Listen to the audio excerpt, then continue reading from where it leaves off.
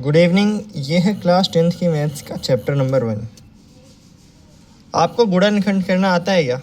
जैसे कि 132 का अगर मैं बोलूँ कि आपको गुणनखंड करना है तो आपको सबसे पहले सोचना पड़ेगा कि ये संख्या किससे कटती है ना। अब हमने पढ़ा है कि जिसके इकाई में 2, 4, 6, 8 या फिर 0 होता है तो वो संख्या 2 से कट जाती है। तो इसलिए हम क्या करेंगे कि 2 से एक बार काट देंगे इसको। 2 छक्का 12 और 1 हासिल आया तो क्या बनेगा 2 छक्का 12। इसको यहाँ पे आप भाग करके भी देख सकते हैं। 1 3 2 2 एक बार तो जाएगा नहीं। 2 छक्का 12 12 यहाँ पे लिखा, घटाया 1 और इसके बाद 2 को नीचे उतार दिया। फिर से 2 छक्का 12 और ये आ गया 0। ठीक है। अब फिर से इसके इकाई में क्या है 6 है तो 6 यहाँ पे है, यानी कि फिर से 2 से कट जाएगा तो फिर से 2 से काटेंगे 3 3। अब इसकी इकाई में क्या है 3 है तो अब 2 से तो नहीं कटेगा। अब हम क्या किससे देखेंगे 3 से देखेंगे। 3 क्या होता है 3 से कटने के लिए क्या होता है, अगर इसके सारे डिजिट्स को जोड़ें तो 3 6 या फिर 9 आना चाहिए तो ये 3 से कटेगा। सारे डिजिट्स का सम करेंगे तो सारे डिजिट्स का सम करेंगे तो कितना आएगा 3 3 6 तो ये 6 आ रहा है तो यानी ये 3 से कट जाएगा। 3 1 और ये 11। अब 11 हमें पता है कि 11 एक अभाज्य संख्या होती है। 11 खुद के अलावा और किसी से नहीं कटती है ना। तो 11 से हम काट देंगे तो कितना आ जाएगा 1 आ जाएगा। तो इसको हम कैसे लिखते हैं आपको याद होगा, अगर याद नहीं होगा तो मैं फिर से एक बार बता देता हूँ। इसको ऐसे लिखते हैं 2 × 2 × 3 × 11। राइट, कर लेंगे क्या ऐसे? कर लेंगे तो मैं आपको एक और नंबर देता हूँ। ठीक है 84। इसको करिए, कैसे करेंगे? वीडियो पॉज कीजिए और खुद से करने की ट्राई कीजिए। कर लिया? चलिए अब देखते हैं कैसे करेंगे। इसके यूनिट डिजिट में क्या है 4 है तो किससे कटेगा 2 से कट जाएगा। 2 से काट दिया 4 2। मैं थोड़ी फास्ट कर दूं क्या? अब 2 1 3 हो गया तो 3 से कट जाएगा। फिर 7 7 को खुद के अलावा किसी से नहीं कटता तो ये कितना आ जाएगा। इसको 84 को कैसे लिख सकते हैं 2 × 2 × 3 × 7। अब ये जो है यही कॉन्सेप्ट, ये कॉन्सेप्ट है आपकी पहली थ्योरम। क्या है पहली थ्योरम? हिंदी मीडियम वाले क्या पढ़ते हैं इसको? प्रमेय की पहली प्रमेय है।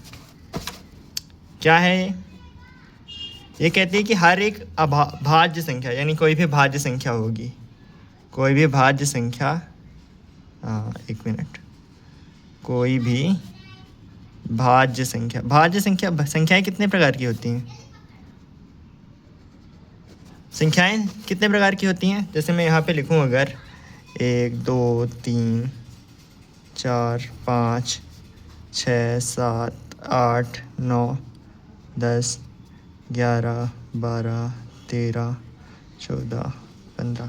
ठीक है, इसको और भी आगे लिख सकते हैं पर मैं इतना ही लिखूँगा, इतने में हमें पता चल जाएगा। देखो एक जो हमारी संख्या होती है उसको ना हम भाज्य बोलते हैं और ना अभाज्य बोलते हैं। एक यूनिक संख्या है ना। इसको रूट संख्या बोलते हैं या फिर मिश्र संख्या बोलते हैं, है ना। तो एक को हटा दो, इसके बाद जो अपने और एक के अलावा और किसी संख्या से नहीं कटती हैं तो वो क्या होती हैं अभाज्य संख्याएं। तो 2 किसी से कटता है क्या? अपने और एक के अलावा नहीं कटता, तो ये 2 भी हमारी अभाज्य संख्या हुई। 3 भी अपने और एक के अलावा किसी से नहीं कटता है। 4 2 से कट जाता है, 2 दूनी 4 होता है तो ये 4 कट गया। 5 अपने और एक के अलावा नहीं कटता किसी से। 6 2 से कट जाता है, 3 से भी कट जाता है। 7 नहीं कटता किसी से। 8 कट जाता है, 9 कट जाता है, 10 कट जाता है, 11 नहीं कटता। आप रीजन तो समझ रहे हो ना? रीजन अगर समझ रहे हो तो कमेंट में बताना। 12 कट जाता है, 13 नहीं कटता। 14 भी कट जाता है। 15 भी कट जाता है। तो इस तरीके से आप समझ गए ना कि ये जो संख्याएं होती हैं जो कट जाती हैं उनको बोलते हैं भाज्य संख्याएं। तो ये बोलते हैं कि कोई भी भाज्य संख्या अभाज्य संख्याओं के गुणनफल के रूप में लिखी जा सकती है। अभाज्य संख्याओं के गुणनफल के रूप में लिखी जा सकती है। लिखी जा सकती है अद्वितीय रूप से। अद्वितीय रूप से क्या मतलब हुआ, यानी यूनिकली, अद्वितीय रूप से। इंग्लिश मीडियम वाले इसको ट्रांसलेट कर लेंगे ना ये। तो क्या होता है, जैसे अद्वितीय रूप से लिखने का क्या मतलब है, जैसे 84 को 2 × 2 × 3 × 7 लिखा, तो इसमें 5 नहीं आ सकता इसके गुणनफल में कभी भी। इसको 2 × 5 × 3 × 7 नहीं लिख सकते, ये मतलब हुआ। इसमें 5 कभी नहीं आ सकता। 2 2 बार आया, 3 1 बार और 7 1 बार, बस यही लिख सकते हैं। इसके अलावा इसमें और कोई अभाज्य संख्या नहीं जुड़ा सकते या और कोई भी भाज्य संख्या हटा नहीं सकते। तो ये एक यूनिक तरीका है। इसके अलावा और इसको किसी तरीके से अभाज्य संख्याओं के गुणनफल के रूप में नहीं लिखा जा सकता। यही हमारी पहली थ्योरम है। समझ में आ रहा है ना? अगर कोई भी डाउट होता है तो आप मुझे कमेंट में पूछ सकते हैं।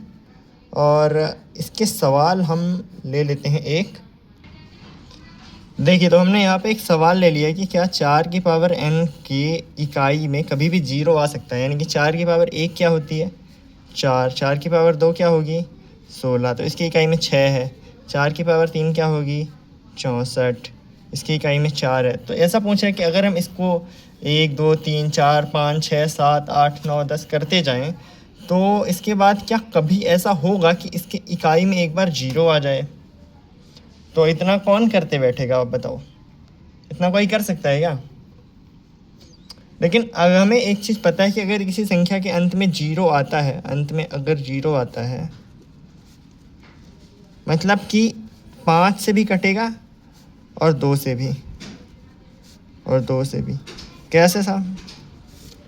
देखो, जैसे 10 है, 10 की इकाई में क्या है, 0। तो इससे 5 से कट रहा है क्या, 5 से कट रहा है, और 2 से भी कट रहा है।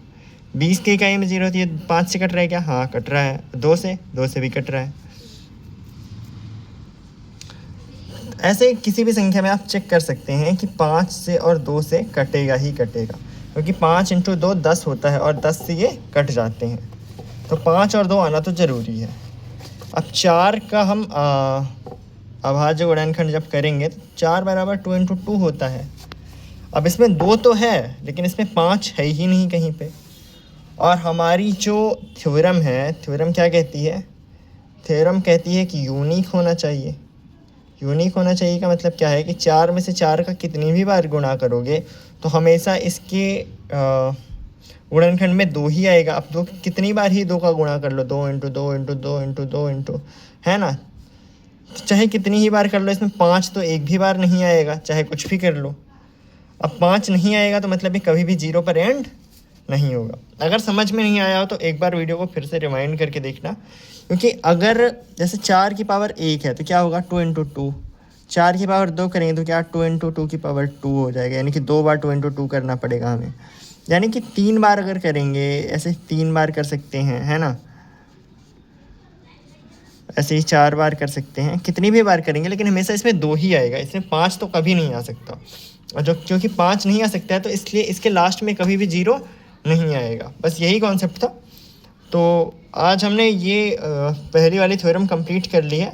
इसके अगली वीडियो में हम इसके आगे चलेंगे और 1-2 दिन में हमारा ये चैप्टर ख़त्म हो जाएगा। फिर इसके बाद हम इसके क्वेश्चन सॉल्व करेंगे और इसके बाद मिलते हैं अगले चैप्टर के साथ।